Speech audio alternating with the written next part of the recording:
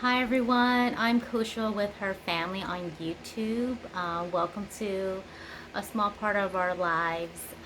Today I just wanted to vlog and document on our debt-free life. It's been about 1 month since my husband and I became debt-free in April of 2020 this year.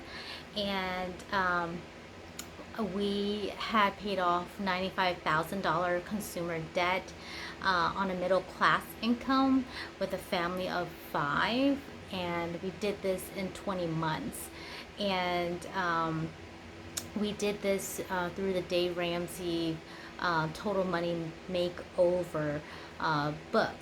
And it was a very humbling journey, and it has taught us to be better stewards of our finances. And I truly thank Dave and his 7 principles or baby steps in helping us get through baby step 2, which is paying off our debt. And so in today's world, it's like such a taboo thing to talk about money. And I wish that like my husband and I had some mentors growing up so that we could have avoided all the mess that or mistakes that we made along the way in our marriages and just as single people.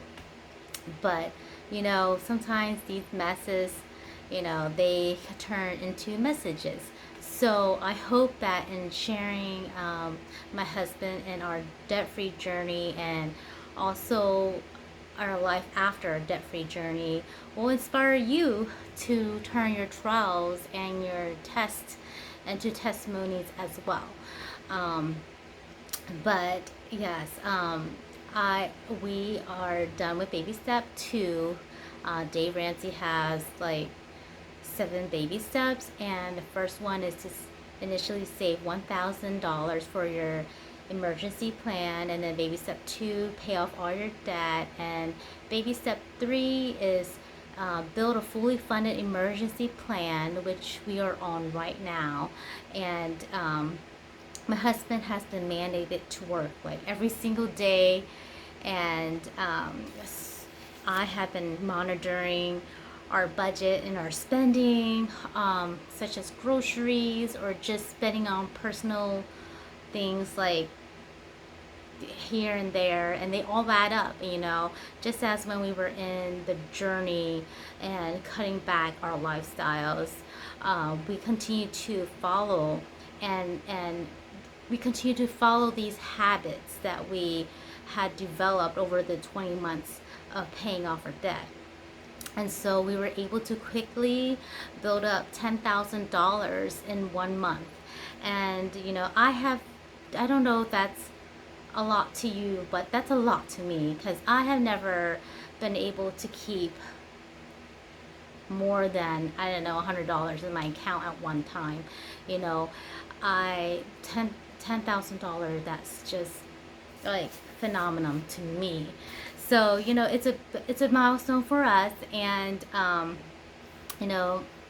I just remember one time, I did not have the security blanket, and I happened to be talking to my 2 coworkers. I happened to look over my one coworker's bank account, and she had like a security blanket of 5,000, and I was just so amazed by it. I mean, 5,000. I had nothing in my account. I lived paycheck to paycheck, and my emergency fund was credit cards. I did not have any of that. And then of course, not only that, I looked to my other coworkers like bank account, and she had like $50,000 in her savings account as an emergency fund, as a security blanket. And I almost did not believe it unless I had saw it with my own 2 eyes, which I did. And it had just inspired me to start my own security blanket, so that in case there's an emergency, in case we lose one or both are passive, both are active income, we would at least have like, a 3 to 6 months reserve and trying to get back on our feet. And so, just being able to now accomplish that has really given me more of a security, more of a financial peace. And so, I'm so thankful that, um, it's not the destination, but it really is the journey. But I'm so thankful for our debt free journey because it has just taught us to be more conscientious in our spending and, delaying gratification so that we will be able to work more towards the bigger goal instead of just being distracted by all these small things through advertisement. So yeah, not only have we built up an emergency fund, but we have sinking funds. We have sinking funds, which is money that is set aside for specific goals, specific bills that we know will be coming in the next 3 months or in half a year or in a few years,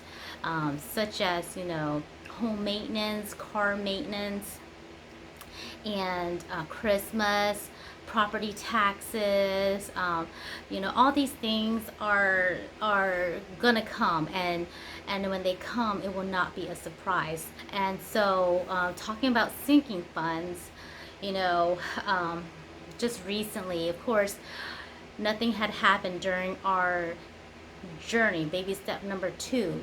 But, it just seems like once you had reached baby step 3, everything starts breaking down, everything starts falling apart. And our AC is broken. It's been so hot and humid in our house lately. The kids have been very whiny. But, we got an AC guy to come. I guess you call him a heating and plumbing guy to come and do a diagnostic on our AC, and that costed like 140 just to have him in. And then he told us that maybe it's our thermometer that needs to be replaced, so that was replaced for $260.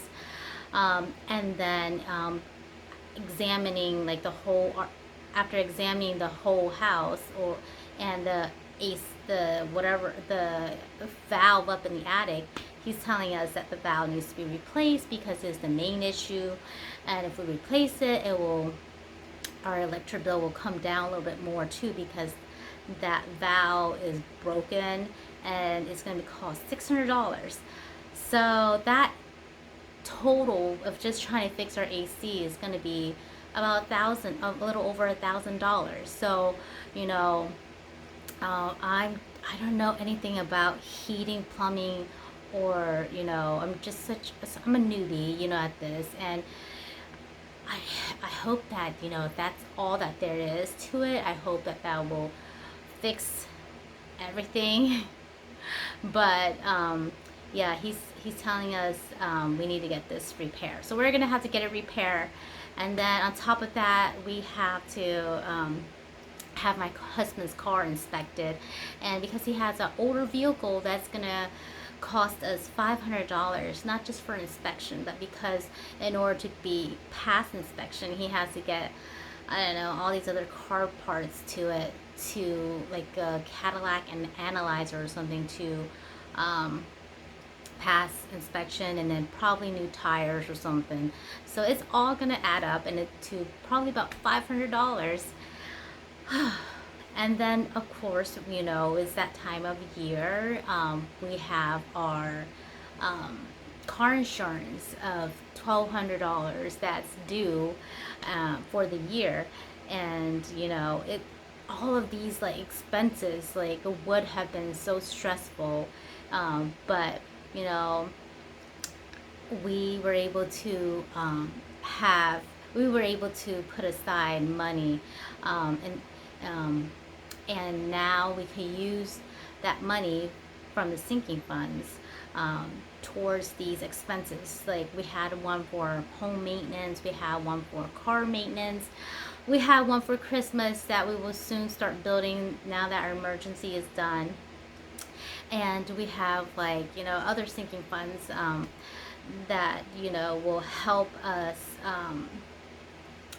prevent, like, running to a crisis. Then, it's going to cause us to go into debt because, we're going to just pull out that credit card and we'll just pay for it later. And, it seems harmless and it seems so easy to just do that, but we're gonna end up like back in debt. And it's just a cycle of running around in circles or cleaning in circles, just cleaning around taller. So you will never be able to get anything accomplished, being in a circle of debt.